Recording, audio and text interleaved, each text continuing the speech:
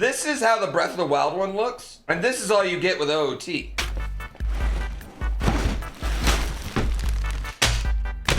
That bad boy's thick. How do I know which one I'm building? I don't get it. The choose your own adventure build? I don't see a head and I don't see his feet. There's a guy on Reddit who keeps getting random Lego sets and building Millennium Falcons out of them. Okay, that's f***ing awesome. You know what I hate about the world, chat? There are so many more talented and cooler humans out there than me. Did you see Link is two-faced? What do you mean Link is two-faced? Oh, he can have angry face? He does have a happy face and an angry face. Focus, camera. You were surprised we were down to 15 hours at one point? I'm not. It goes up, it goes down. I don't know, I've watched a lot of other people's subathons. People can back me up on this. The time does get pretty low 2 or 3 times, you know what I mean? For whatever reason in our subathon, as soon as we hit 17 hours, people are like, can't have this. And maybe it's because we're, you know, like, it's the speedrunning mentality. Hey, listen, you can't see it really on their chat, but this is the little fairy. Great Deku Tree, or if you want to pronounce it correctly, the Deku Tree. What do we got? Catan or EverQuest? Never really beating the nerd allegations with these zones, huh? Like, thank God I have a kid right now, or no one would believe that I've ever seen a vagina. Isn't it cute that it's G and B, and then I'm P, GPB? Isn't that super cute? What are my 3 favorite Zelda games? Link to the Past. I don't know. It's so tough to say anymore. Because, like, on one end, I would play Tears of the Kingdom. I would never play Breath of the Wild again, to be honest with you. But I feel like Breath of the Wild would be one. But I don't think I'd ever play it again, because I would just play Tears. I think Tears is kind of better. But I don't think Tears had the impact on me that the original Breath of the Wild did. And then, like, the easy answer is, like, OOT. I kind of like Majora's Mask more than OOT, but it's been a long time since I've played Majora's Mask, where I have played OOT more recently, so part of me doesn't even remember Majora's Mask outside of like what I knew as a youth. I'm leaving out the true goated Zelda, Zelda 2, which is the real goated Zelda. It's low-key crazy how good Zelda 2 is, honestly. I honestly don't know why Nintendo has not remade OOT or Majora's Mask since the 3DS. In Nintendo world, that's relatively recently. Like, they're really good. They're still really, really, really good games, you know? I mean, shadow dropping a OOT remake would actually be fire. Modern audiences not be impressed with the block pushing puzzles. Well, I'm assuming some puzzles would be a little bit different. And I don't know, because Zelda still pushes blocks and puzzles. Majora's Mask almost didn't get made. They had a tight deadline for the game. The only other time that they've put out a Zelda game like 2 years after another one like that was Zelda 1 and 2. I mean, there was 3 years between Link to the Past and Link's Awakening. And it was also just shocking to get Majora's Mask because OOT is famously like the first game I remember that like had a set release date and kept getting delayed. They had my $5 pre-order money for a long time. Yeah, I think that's the thing I was really disappointed in.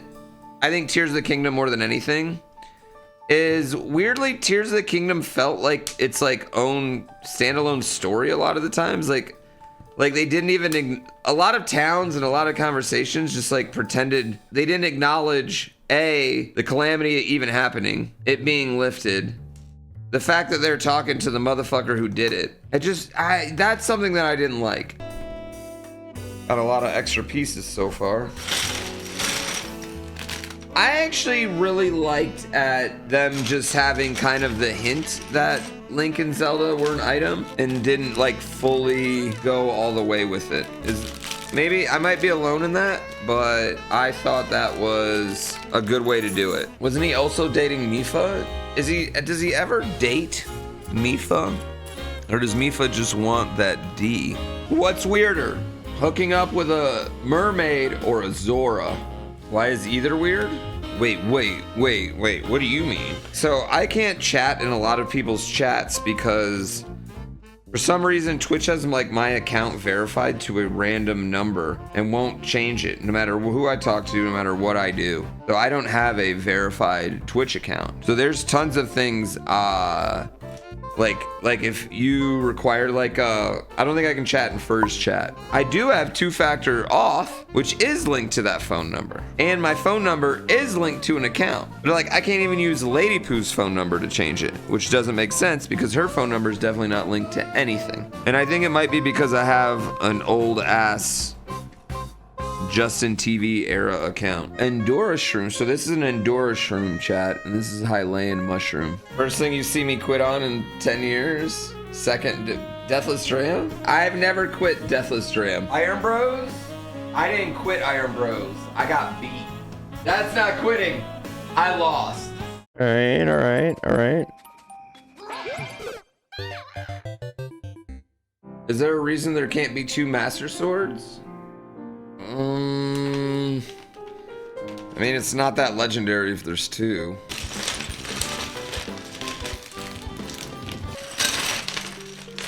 Entertainment industry is weird in general. Like, entertainment's weird in that, like, man, shit goes up and it goes down and it goes up and it goes down, and like, yeah, I don't know. I mean, you know what's also weird about entertainment is just like sometimes people get fatigue of just watching you, but also they don't want to watch you do anything different. And that's not just like, I'm not talking about streams, I'm talking about like anything. Any show that's on for like a certain amount of time. Like, there's a reason not many shows run more than 5-6 seasons. Where is this piece? Hello, peace.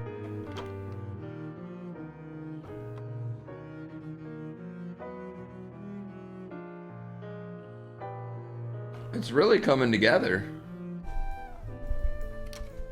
And then this is going to attach, that front part's going to attach to this. Plus then I think it's like, once you start IRL streaming everything, then you have no fun left in life. Yeah, they sell a lot of drinks. The drinks is pretty much it. They don't profit really off anything else. Literally just the drinks. Yeah, all those events, pretty much every event you ever see Red Bull do is a kind of loses money. I mean, I think the first thing you gotta understand about Red Bull is they're not an American company, okay? They're not an American company, right? They're not necessarily beholden to like the idea of America and like go public. They're also not a public company, they're a private company. And there are years where Red Bull might not make money, quote unquote, you know? Because they don't have to make money every year, you know, like, you know how businesses gotta like constantly make more money? Like, they're not beholden to that. They're beholden to the whims of their leader. It's a family-owned business, and that leader tends to choose cool over money, if that makes sense. With the idea that if you give people cool and fun now, like the idea is like you give people cool, give people fun, you give something people enjoy. So I'll use me as the best example. You are watching me do a subathon right now. I drink Red Bull during the subathon, I wear the Red Bull hat, right? You acknowledge that Red Bull has a big thing to do with it. You're not gonna go out and buy a Red Bull right now because you watch my stream. But maybe next time you're out at a gas station doing a long drive, maybe you haven't had a Red Bull before, you're gonna look and be like, man, maybe I'll have one because Red Bull gave me that really fun time. Or, man, remember that time I went to speedrun sessions? Red Bull sponsored that whole thing. I'm going to give them my money instead of a different company because they made me happy. Yeah, exactly, right? And also, like, if you notice, I've never, like, asked me to say, hey, you guys should drink Red Bull, or hey, blah, blah, blah. You know what I mean? It's literally always just, like, it's there. Anyway, Poo Stomp was a grand GDQ run way back in God's year 2019. 2019 was also 2019 and 2021, right? That's probably when I was like the biggest of I was ever going to be streaming. Mario Maker 2 was out. Speedrunning still had like a certain allure to the world. Still was kind of reserved for top tier elite gamers. Twitch was still more about gaming than it is now. I hadn't played GTA yet. I was at the top of my game at Mario 3, right? And me and Mitch Flower Power had been trading back and forth the world record for this one run called Super Mario Brothers 3 All Forts, and it's where you get all the forts. Doesn't matter the castles. Really fun run, actually. I really have never beaten Mitch at Mario 3. He's the Mario 3 GOAT. And I'm having what can only be described as a perfect run all the way through World Fort 4. In fact, it's so perfect. I'm winning. Winning by a good level or two. Moving into World 4 has probably the bumpinest overworld music. A great run so far, right? Getting good RNG. Everything is working out. And then in World Fort 4, I lose my Fire Flower. Oh, like Okay. that's okay. All right, so 4F1, probably one of the most difficult saves in the whole run. Oh, no! Takes the The stomp. The stomp. Particularly bad spot to lose your Fire Flower. And I go, oh no, and I kind of like stomp like that. Thank you, wife. Anyway, I stomp my feet basically a little bit, and his console is on the floor, 6 feet away from me. My console is right next to me, and his console freezes. And I don't know if you're familiar with the Super Nintendo Entertainment System, but it doesn't have any sort of... Oh my god, this is a little Korok. It doesn't have any sort of saving system. So Mitch has to start all the way back over, right? Instead of keeping the race going like I should because it's a speed run, and I am having a really good run still. Hell, I could PB. I stop and wait. And I wait till he gets back to right where we were. And then we start the race again. And then this race is neck and neck the rest of the way.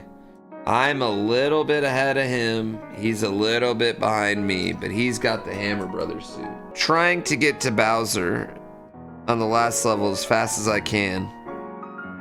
He's also on the last level. I'm towards the end of it. He's towards the middle of it. I hit a fireball, and I lose my Fire Flower, meaning I'm definitely going to lose the race. And I drop my controller. A little clip there. Actually, a very easy clip. You can just have to jump up and stand up, and the game will push you through. Oh my We're gosh. having some fun know what times to in the do. donut room. Okay, good save there.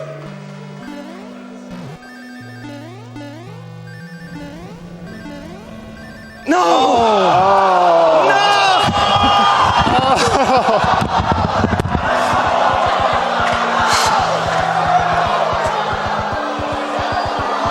got a hum.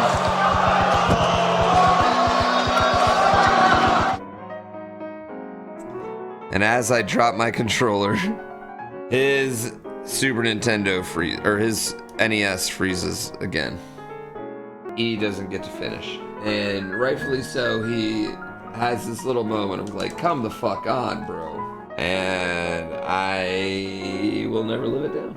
And we raced again the next year and he won. So not only did I mess up his race specifically, not mine, his race twice, I ruined one of the greatest finishes maybe in GDQ race history because me and him were finishing like neck and fucking neck. If you've never seen that run, I strongly suggest watching it. It's kind of fucking epic. The big thing though that hurt me is that I ruined Mitch's race, and I also just ruined like a really, really good GDQ race. Everyone remembers that race for really good reasons. I've always get told people remember it for the sportsmanship we both showed. You know, some people do remember how close it was. Gameplay was on point. They remember the pain I felt. They remember how nice Mitch was about it. The thing I remember is just like Mitch Flower Power kind of taught me how to play SMB3, and then I took a moment from him, right? Instead of like being upset or anything, he was just like, let's run it back, you know? And that's the thing I've always remembered, and I always appreciate Mitch for that, and always think like the world of him. The console should have just been on the fucking table to begin with, right? Cool, chat. It's an arm, and it does arm things. It is the Ocarina of Time. Ocarina. It's called an ocarina. He talks. I started a Stardew run on my phone, and honestly, it's been lit. And I just play it when I travel, and I fucking love it. Does the control good on phone? Not at all. Yeah, I didn't like the OT one. I liked that it had an inside. I thought that was cool, but I didn't like lack of flowers and color. More brown and green. How am I supposed to not do the one that has tiny little Koroks? There's just so many more details in this one, I feel like. Pretty dope.